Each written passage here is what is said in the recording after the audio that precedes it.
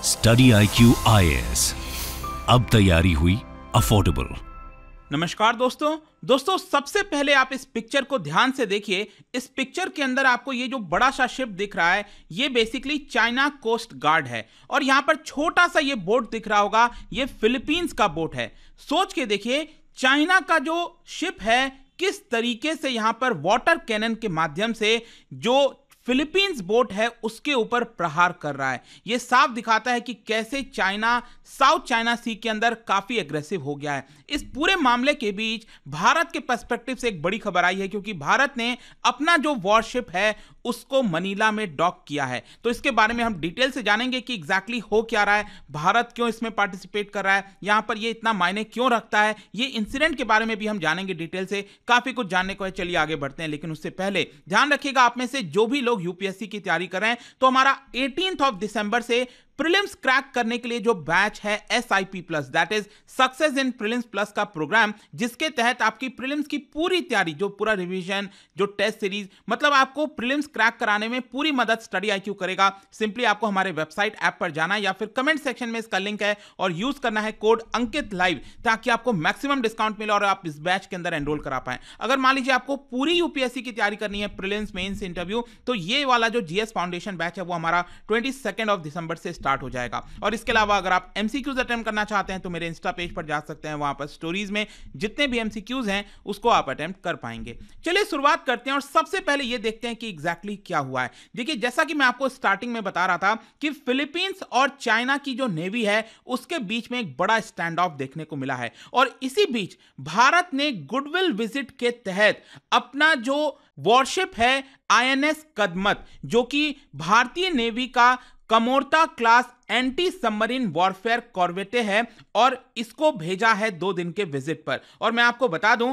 कि INS कदमत जो है ये फिलीपींस में इसका सेकंड विजिट है। इसके पहले अगर आप देखोगे तो 2017 में भी जो मनीला है वहां पर हमने अपने शिप को जो है डॉक किया था। वैसे यहां पर आप देख सकते हो कि 13 दिसंबर को ही दोनों देश के बीच में, मतलब कि INS कदमत और फिलीपींस की नेवी का जो शिप है दैट इज BRP रमोन, उनके बीच में एक मैरीटाइम पार्टनरशिप एक्सरसाइज भी हुआ है, ताकि दोनों देश के बीच में यहां पर जो संबंध है उसको और बढ़ाया जाए। और ये एक्सरसाइज मैं आपको बता दूं जो वेस्ट फिलीपीन सी है वहां पर आपको देखने को मिलेगी। देखिए, थोड़ा सा इस मैप को आप समझने की कोशिश करिए ताकि आपका जो टॉपिक है वो क्रिस्टल क्लियर हो जाए। ये आप देख रहे होगे, ये ऊपर चाइना है और नीचे जो है साउथ ईस्ट एशियन जो कंट्रीज हैं वो आपको देखने को मिल रही होंगी। यहां पर ये फिलीपींस देखने को मिल रहा है, यहां पर ये वियतनाम है, नीचे मलेशिया हो गया। तो बेसिकली क्या है कि ये वाला जो सी वाला पार्ट है ना, और ये रेड कलर में जो आप देख रहे हो, जो डॉटेड लाइन है रेड कलर में, इसको चाइना कहता है। ये पूरा है आपका साउथ चाइना सी, और चाइना इलीगल तरीके से क्लेम करता है इस पूरे एरिया को। मतलब ये रेड कलर में जो पूरा डॉटेड लाइन आप देख रहे हो,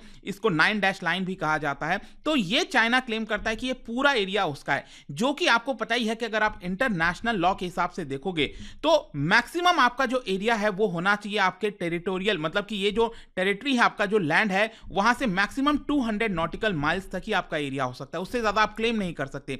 बल्कि चाइना का कोई भी यहां पर लैंड नहीं है इस पूरे साउथ चाइना सी में, उसके बावजूद भी चाइना कहता है कि ये पूरा एरिया उसका है। वहीं अगर आप देखोगे जो फिलीपींस है, फिलीपींस का कहना है कि देखिए हमारा तो लैंड है यहां पर, और इसकी वजह से ये वाला जो आप एरिया देख रहे हो, ये जो मैंने आपको बनाया, ये फिलीपींस कहता है यहां तक 200 नॉटिकल माइल्स आता है और इसकी वजह से ये हमारा एरिया होगा। मतलब 200 नॉटिकल माइल्स से ज्यादा है, क्योंकि ये वाला जो एरिया आप देख रहे हो ना, यहां पर स्पार्टली आइलैंड आपको देखने को मिल रहे होंगे, स्कारबोरो सोल्स आपको देखने को मिल रहा होगा। तो ये सब फिलीपींस क्लेम करता है, लेकिन ये पूरा एरिया जैसा मैंने आपको बताया ये चाइना के द्वारा क्लेम किया जाता है। तो ये जो आप देख रहे हो ना, जो फिलीपींस एरिया कवर करता है, ये जो एरिया क्लेम करता है, इसको कहा जाता है वेस्ट फिलीपीन सी। तो यहीं पर भारत और फिलीपींस के नेवी के बीच में जो मैरीटाइम पार्टनरशिप एक्सरसाइज है वो यहां पर कंडक्ट किया गया था। अब देखिए, ये सारी चीजें कब हो रही हैं ये आपको समझने की जरूरत है। ये सारी चीजें तब हुई हैं जब फिलीपींस और चाइना की नेवी के बीच में काफी बड़ा घमासान देखने को मिला है साउथ चाइना सी के अंदर। यहां पर मैं आपको बता दूं, सबसे बड़ा एक इंसिडेंट अभी संडे को हुआ था, जहां पर दोनों देश की जो नेवी है, उनके जो बोट्स हैं, वो यहां पर कोलाइड हुए थे। और वो बेसिकली बताया जा रहा है कि जो स्पार्टली आइलैंड है वहां पर देखने को मिला था। मतलब फिलीपींस क्या कर रहा था, वहां पर अपना रीसप्लाई रीसप्लाई करने की कोशिश कर रहा था। फिलीपींस ने भी अपना कुछ आइलैंड्स पर बेस बना रखा है, तो फिलीपींस अपने नेवी के माध्यम से, बोट के माध्यम से शिप्स को भेज रहा था और यहां पर रीसप्लाई कर रहा था। उसी बीच चाइना आ जाता है, चाइना की शिप आ जाती है और कोलाइड करने की कोशिश करती है। और उसके जस्ट पहले, एक दिन पहले सैटरडे को अगर आप देखोगे तो जैसा कि मैं आपको स्टार्टिंग में पिक्चर दिखा रहा था ना कि कैसे, क्योंकि यहां पर क्या हो रहा था कि सैटरडे को क्या हुआ, जो स्कारबोरो आइलैंड आप देख रहे हो, यहां पर कुछ रीसप्लाई कर रहा था फिलीपींस, तो उसके जो बोट्स हैं, उसके जो कोस्ट गार्ड्स हैं, वो वहां पर जा रहे थे। इसी बीच क्या होता है, चाइना का कोस्ट गार्ड शिप आ जाता है। ये आप देख सकते हो, ये चाइना का कोस्ट गार्ड शिप है और ये वाला जो आप देख रहे हो, ये फिलीपींस पेट्रोल वेसल है। तो चाइना के कोस्ट गार्ड के शिप के थ्रू आप देख सकते हो किस तरीके से जो वाटर कैनन है उससे प्रहार किया जा रहा है। उसी प्रकार से यहां पर भी अगेन आप देख पाओगे, ये इस तरफ भी चाइना का शिप है और ये इस साइड भी, राइट में आपको दिख नहीं रहा होगा लेकिन यहां से जो पानी की बरसात है ये हो रही है। और बीच में आप ध्यान से देखिए, यहां पर ये जो शिप छोटा सा आप देख रहे हो, ये है आपका फिलीपींस का शिप। तो किस तरीके से दोनों तरफ से जो चाइना है वो वाटर कैनन से मारने की कोशिश कर रहा है, प्रहार करने की कोशिश कर रहा है फिलीपींस के शिप के ऊपर। और मैं आपको बता दूं, एक चौंकाने वाली बात यह है कि यहां पर ये जो वेसल आप देख रहे हो ना, जो फिलीपींस पेट्रोल वेसल है, इसके अंदर जो फिलीपींस के मैरीटाइम चीफ हैं, जो नेवी चीफ हैं, बताया जा रहा है जनरल रोमियो, वो इसके अंदर मौजूद थे, जो मिलिट्री चीफ हैं। सोच के देखिए, उनके मौजूदगी के बावजूद भी चाइना ने कैसे वाटर कैनन से प्रहार करने की कोशिश की है। तो ये बहुत ज्यादा चिंताजनक स्थिति आ गई थी और इसकी वजह से क्या हुआ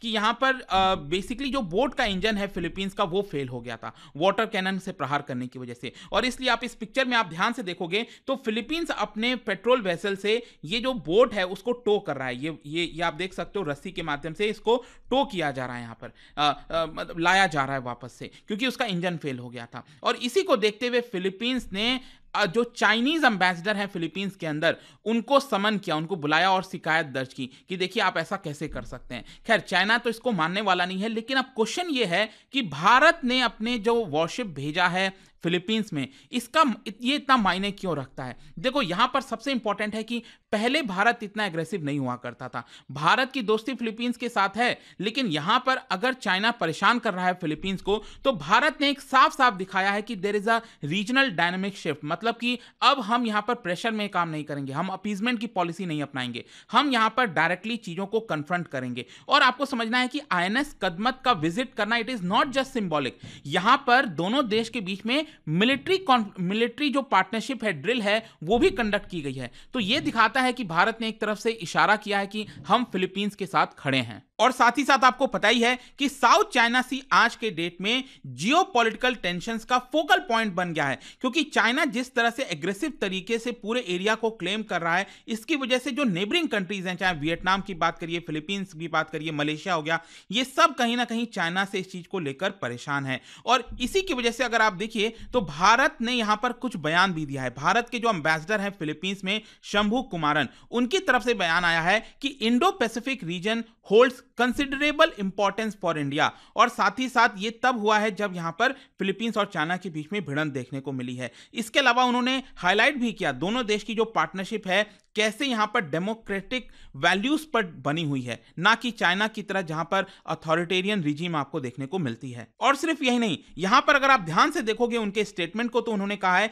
we have a shared interest in peace and stability, so you will expect that India will continue a strong navy and maritime security arrangement. तो ये पहला या दूसरी बार नहीं होगा, यहां पर हम लगातार फिलीपींस को मदद करते रहेंगे। स्पेशली क्या है ना, अगर आप इस पूरे रीजन को ध्यान से देखोगे तो फिलीपींस आपको सेंटर में देखने को मिलेगा।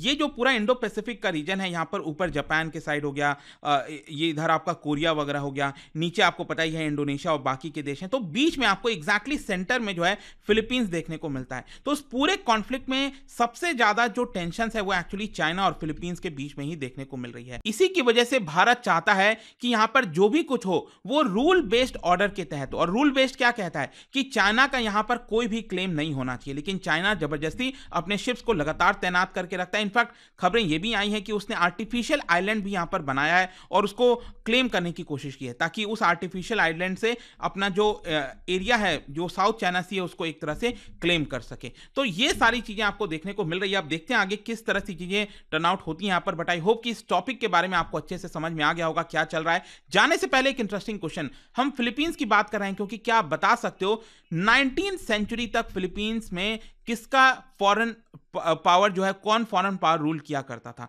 इसका राइट आंसर आप सबको पता है, मेरे इंस्टाग्राम पर तो मिलेगा ही, वहां पर अगर आप नहीं हो कोई बात नहीं, टेलीग्राम से ले सकते हैं इसका सही उत्तर। मैं कई सारे जो एमसीक्यूज हैं वो यहाँ पर स्टोरीज में डालता रहता हूँ। बाकी अगर आपको पीडीएफ चाहिए तो टेलीग्राम पर आइए, अलग अलग सोशल मीडिया पर आप जुड़ पाओगे। और जैसा मैंने आपको बताया, यूपीएससी की अगर आप तैयारी करो, just use this code Ankit live to get maximum discount. And I hope की वीडियो आपको पसंद आया होगा। मिलता हूं आपसे next time. Till then, thank you very much, see you soon.